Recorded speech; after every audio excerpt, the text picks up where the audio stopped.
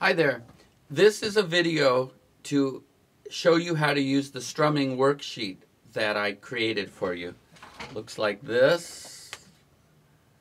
Okay, so first I want to say just pick a chord, maybe an A minor chord, and we're going to just stick with that.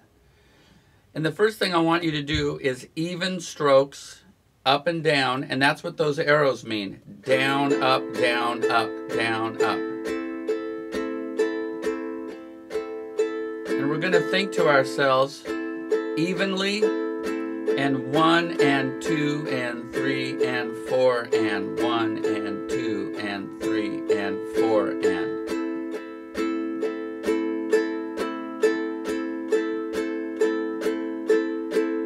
Now get used to doing that, and even tap your foot 1 and 2 and 3 and 4 and, just to integrate your body into the rhythm. So when you do just very even strokes, there's not really much rhythm going on. It's just very even. So now what I want you to do is to go to number 2 on the rhythm worksheet, and we're going to accent 1 and 3.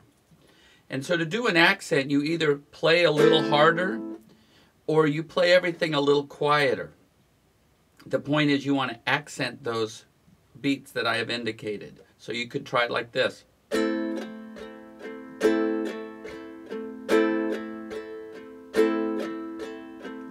and 2 and 3 and 4 and 1. Now if you notice, when I'm doing the accent, I do a full, and by the way, I use my hands together very loosely like this. So I go down with the back of my fingers, and I go up with the top of my thumb.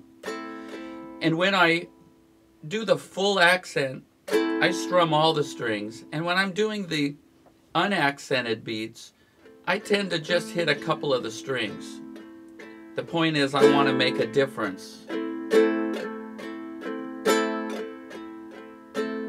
Now, if you were to do this fast, and I suggest you practice all these things very slowly to begin with, but what this sounds like fast could be like this.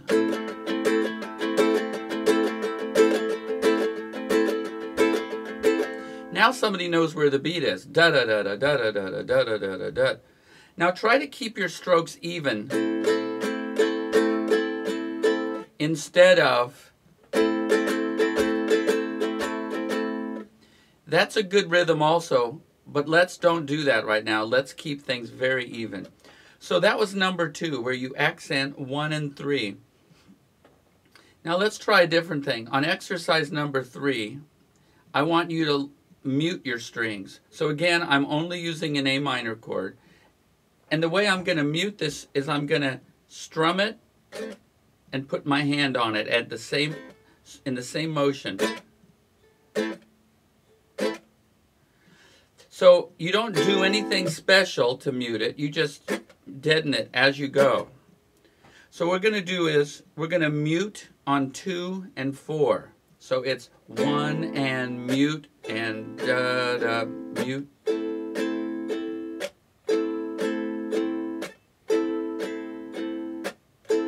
And the idea here is you never change this rhythm. Your arm is always going up. You don't want to do a double or do anything that's going to mess that up. You want that mute to come right in time. 1 and 2 and 3 and 4.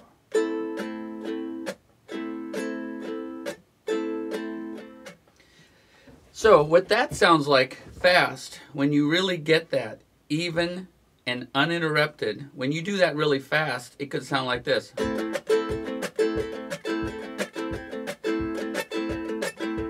Now that's sounding more like the kind of strumming I think everybody wants to do. If you were to play a chord, now this has open strings, so everything is ringing, you have to mute it with this hand. If you were to play a closed chord, say a B flat, you could mute it by just lifting this hand just about a 1/16 of an inch, just so that you're not pressing down. and it's dead. In that case, I do my muting here instead of on this hand. But you need to learn both, because there's going to be open chords like a C chord or an F chord, and you need to learn how to mute with this hand. So by combining accents and mutes, you're going to be able to invent and create and learn any strum that anybody can give you. Number 4 on the worksheet, I left blank with no accents or strums. You could try writing in a couple yourself. The point is that there isn't just a strum you learn. It's all ways to interpret this basic up and down rhythm, accenting and muting chords. So, again with an A minor.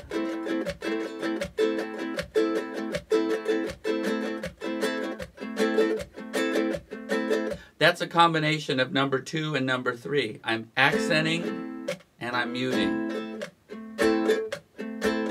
So please try these and take your time with each one, and don't feel the need to do a song. Just learn how to create a nice even rhythm so that this hand doesn't get interrupted by anything.